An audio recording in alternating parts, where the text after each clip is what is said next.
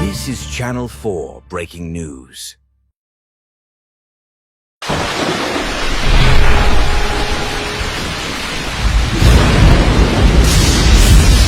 අයිබෝන් සුබ සන්ධ්‍යාවක් මේ මොහොතේ විශේෂිත ප්‍රවෘත්ති කිහිපයකට අපි යන්නට සූදානම්. ඉන්දිය ආපදා ආධාර රැගත් 8 වන ගුවන් යානයත් අද පස්වරුවේ කටුනායක ජාත්‍යන්තර ගුවන්තොටුපළ වෙත පැමිණ තිබෙනවා. ඔබ දකින්නේ එහි දර්ශන පෙළයි මේ මොහොතේ.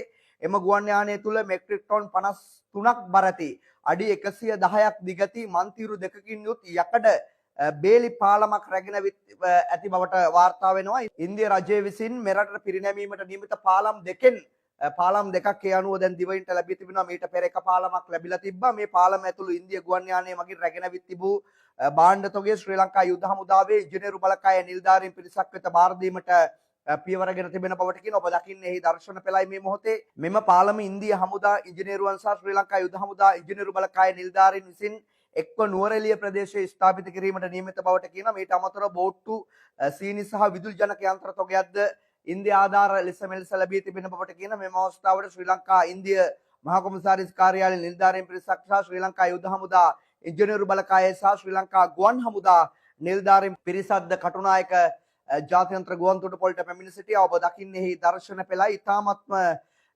සුහදශීලී හිතවත්කමක් මේ මොහොතේ ශ්‍රී ලංකාවට ඉන්දියාව, පාකිස්තානය, චීනය, නව ශ්‍රීලන්තය, ඕස්ට්‍රේලියාව, ඒ වගේම එක්සත් අරාබි එමිරාජ්‍ය, ඇමරිකා එක්සත් ජනපදය, එංගලන්තය, ජපානය ශ්‍රී ලංකාවත් එක්ක ඉතාම මිත්‍රශීලී සම්බන්ධතාවයක් පවත්වමින් විවිධ මූල්‍ය ආධාර, ඒ වගේම තමයි ඖෂධ, ඒ වගේම තමයි මේ වගේ ගලවා ගැනීමේ කණ්ඩායම් දැන් ඉන්දියාවෙන් සහ පාකිස්තානෙන්, ඒ වගේම බංග්ලාදේශය අසල් වැසි සියලුම රටවල් මේ මොහොතේ ශ්‍රී ලංකාවේ රාජ්‍ය නායකයා ජනාධිපතිවරයා අනුර දිසානායක මහතා සමග එකට ඉන්නවා, එකට හිටගෙන ඉන්නවා.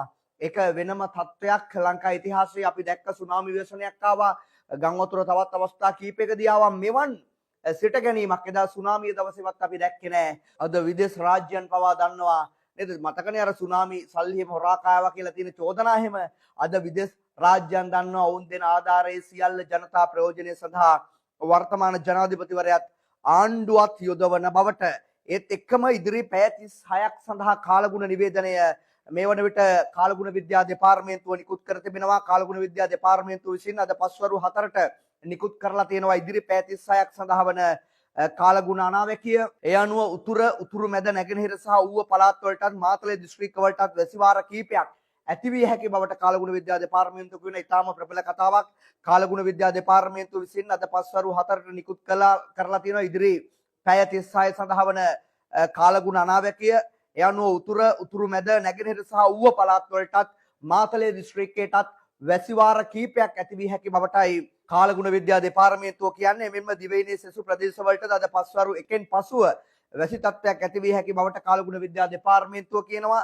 ඒ වගේම බස්නාහිර සබරගමුව පළාත් වලටත් ගාල්ල මාතර දිස්ත්‍රික්කයේ ඇතැම් ස්ථාන වලටත් මිලිමීටර 50කට වැඩි තද වැසි ඇති වී හැකි බවට කාලගුණ විද්‍යා දෙපාර්තමේන්තුව කියන. එමෙන්ම බස්නාහිර මධ්‍යම සබරගමුව ඌව උතුරු මැද පළාත් වලටත් කුරුණෑගල සහ අනුරාධපුර දිස්ත්‍රික්කයේ ඇතැම් ස්ථාන වලට අලුයම වෙද්දී මීදුම් සහිත තත්ත්වයක් ඇති වී හැකි බවට කියනවා.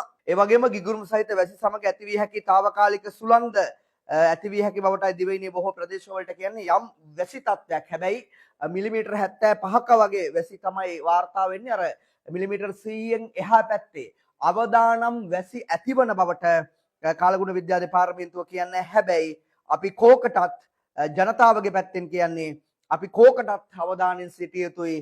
අපි නොහිතපු මොහොතක කාලගුණය වෙනස් වුණා, නැවත වෙනස් වෙන්නට පුළුවන්. අපි අවධානයෙන් සිටිය යුතුයි ජනතාවගේ පැත්තෙන්. ජනතාවට ඒක කියනවා. ඒත් එක්කම වසා දැමූ සත්‍ය උද්‍යාන යලි විවෘත කර තිබෙන බවට කියන ඉතාම වැදගත් ප්‍රවෘත්තියක්. අයහපත් කාලගුණික තත්ත්වයෙන් සමග වසා තිබූ සත්ව උද්‍යාන දෙපාර්තමේන්තුවට අනුබද්ධ සියලුම ආයතන ජනතාවට නැරඹීම සඳහා යලි විවෘත කර තිබෙන බවට කියනවා. පසුගිය පළමුවෙනිදා සිට අදාළ ආයතන ක්‍රමක්‍රමයෙන් විවෘත කිරීමට පියවරගත් බවටයි කියන. අයහපත් කාලගුණික තත්ත්වයේ හේතුවෙන් වසා තිබූ ආයතන මෙලෙස විවෘත කර ඇති බවට තමයි වාර්තා වන්නේ. ඉතාමත්ම හොඳ ප්‍රවෘත්තියක්. මක්නිසාදයක් විදේශ සංචාරකයන් බොහෝ ප්‍රමාණයක් රට තුල ඉන්නවා. ඒ හේතුවෙන් ඒත් එක්කම තව අධිවේගී මාර්ගයේ අද සිට යලි මුදල් අය කිරීම කර තිබෙනවා. පසුගිය දින කිහිපය තුළ ආපදා තත්ත්වයේ හේතුවෙන් ජනතාවට මුදල් නොමැතිව ගමන් කරන්නට අවස්ථාව දුන්නේ. ඒත් එක්කම මේ මොහොතේ චීනයේ භූකම්පනයක් ඇතිව තිබෙන බවට වාර්තා වෙනවා. චීනයේ භූකම්පන තත්ත්වයක් හටගෙන තිබෙන බවට වාර්තා වෙනවා. රික්ටර් මාපක 5.8ක භූකම්පනයක් තමයි ඇති වෙලා තියෙන්නේ. කෙසේ වෙතත් භූකම්පන බලපෑමෙන් ජීවිත හෝ දේපොළ හානියක් මෙතෙක් වාර්තා නොවන බවටයි වාර්තා වන්නේ. චීනයේ වෙච්ච සිදුවීමක් ලෙස අපිට මේ හඳුන්වන්නට පුළුවන්. කොහොම වුණත් දිවයිනේ බොහෝ ප්‍රදේශවලට යම් හෝ වර්ෂාපතනයක් ඇති විය හැකි බවට මේ වන විට කාලගුණ විද්‍යා දෙපාර්තමේන්තුව අනාවැකි පළ කර තිබෙනවා. ජනතාවගේ පැත්තෙන් කියන්නේ ජනතාවට මේ තත්ත්වය පිළිබඳව අවධානයෙන් ඉන්න කියන කාරණේ තමයි අපි කියන්නට උනේ. ඒත් එක්කම තමයි අර ලුණුවිල ගුවන් අනතුරින් ජීවිතක්ෂයට පත් වෙච්ච ගුවන් නියමුවාගේ දේහයට අවසන් ගෞරව දැක්වීම සඳහා ඔහුගේ රත්මලානේ පිහිටි නිවසට ජනාධිපතිවරයා ගියා. එහි දර්ශන පෙළට අපි යනවා දැන්.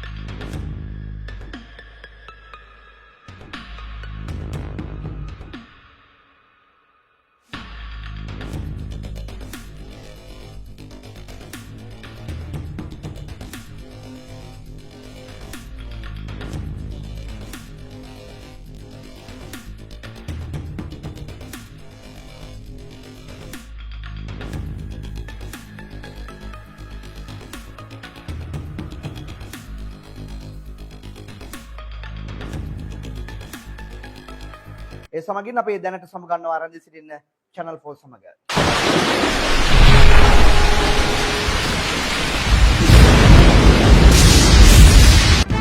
This is Channel 4 breaking news.